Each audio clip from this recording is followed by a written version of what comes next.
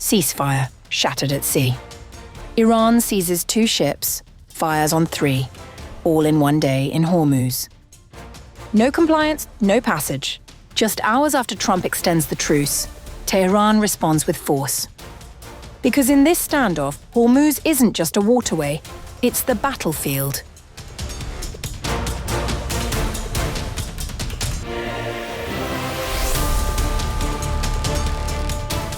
Iran's Revolutionary Guard has seized 2 cargo ships in the Strait of Hormuz and is escorting them to the Iranian coast, the sharpest escalation in the waterway since the ceasefire was extended just hours earlier by US President Donald Trump.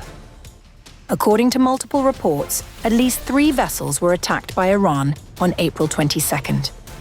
The MSC Francesca, a Panama-flagged container ship, was hailed by an IRGC gunboat and ordered to drop anchor while heading south out of the strait into the Gulf of Oman. It reported damage to its hull and accommodation. The Greek-owned Epaminondas was fired upon 15 nautical miles northeast of Oman, sustaining heavy damage to its bridge.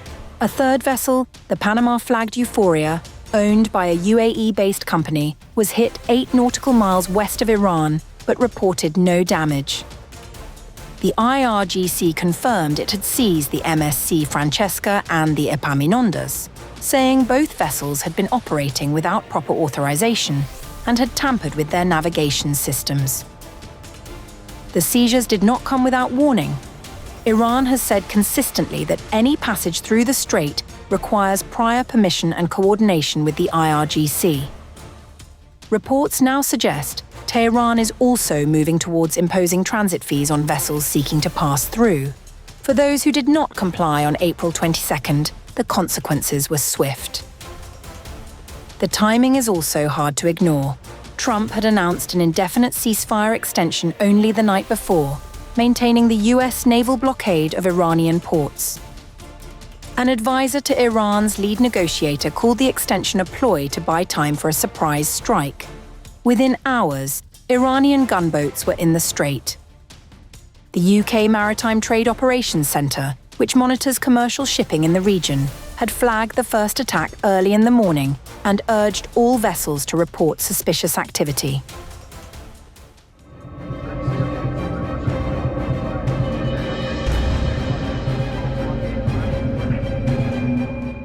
An Iranian cargo vessel has crossed the Strait of Hormuz despite a US naval blockade now entering its 2nd week, as shipping traffic through one of the world's most critical waterways grinds to a near halt. The Sharjah 2, a general cargo ship, departed Shahid Rajai port near Bandar Abbas on April 14th and was tracked heading towards Kandla port in India. Bloomberg reported the vessel crossed the strait before going dark, switching off its location signal shortly after passing through. It is the 3rd reported Iranian vessel to make the crossing since Washington imposed restrictions last week.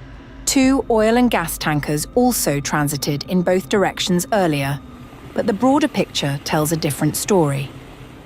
US Central Command has turned back 27 vessels since the blockade began, releasing footage of a helicopter gunner warning a cargo ship over the radio that it had entered a restricted military zone.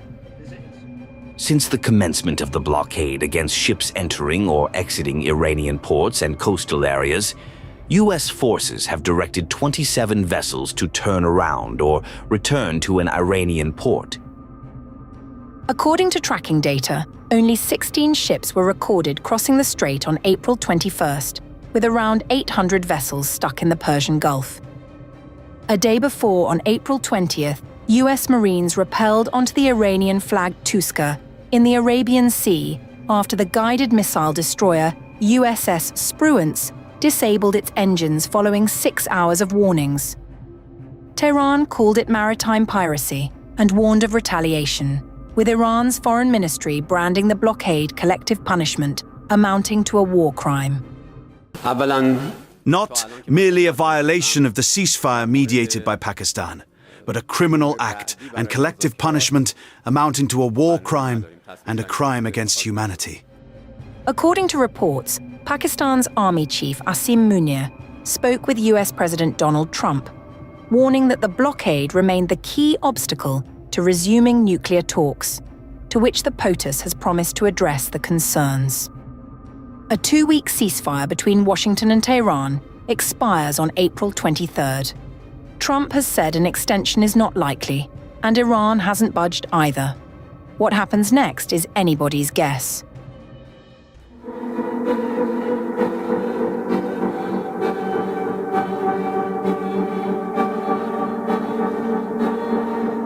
Iran's foreign minister, Abbas Araghchi, said the Strait of Hormuz was completely open for commercial shipping during the ceasefire. The statement was meant to signal stability. Instead, it triggered immediate backlash inside Iran. In a post on X, Iranian Foreign Minister Abbas Araghchi confirmed that maritime transit would continue during the ceasefire period. In line with the ceasefire in Lebanon, the passage for all commercial vessels through Strait of Hormuz is declared completely open for the remaining period of ceasefire, on the coordinated route as already announced by Ports and Maritime Organization of the Islamic Republic of Iran. US President Donald Trump said that Iran will never close the Strait of Hormuz again. Oil flows, markets drop, but control stays tight. In the world's most vital choke point, calm feels conditional. So is Hormuz truly open, or just operating under new ownership? Ceasefire in Lebanon, the passage for all commercial vessels through Strait of Hormuz is declared completely open for the remaining period of ceasefire, on the coordinated route, as already announced by Ports and Maritime Organization of the Islamic Republic of Iran. Social media reactions were sharply critical. Some accused the government of weakening pressure on the United States. Others went further, calling it a betrayal and demanding the dismissal of the government. Dismiss the Pezeshkian government and Araghchi, if these rumors are true. The government's betrayal is clear and pure. One post questioned whether Araghchi understood how much blood has been spilled to build leverage against the enemy. Another called for the removal of the administration if the reports were true. The criticism was not limited to Araghchi.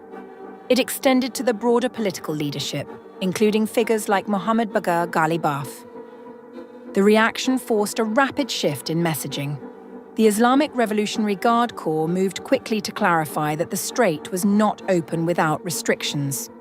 Movements will only be permitted with the permission of the IRGC Navy.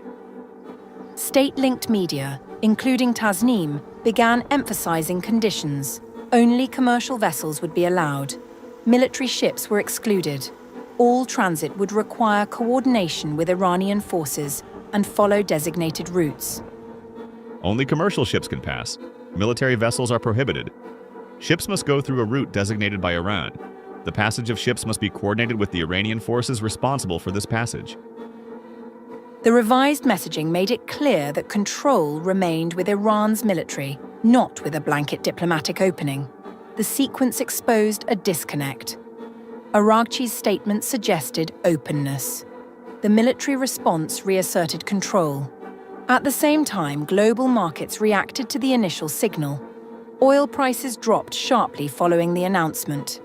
But inside Iran, the focus was different. The issue was not economic impact. It was strategic messaging. The Strait of Hormuz is seen as a key point of leverage. Any suggestion of easing that pressure, especially in public, draws scrutiny. What followed was a rapid correction. A diplomatic statement triggered domestic backlash. That backlash forced a harder line. And within hours, Iran's position shifted from completely open to tightly controlled access.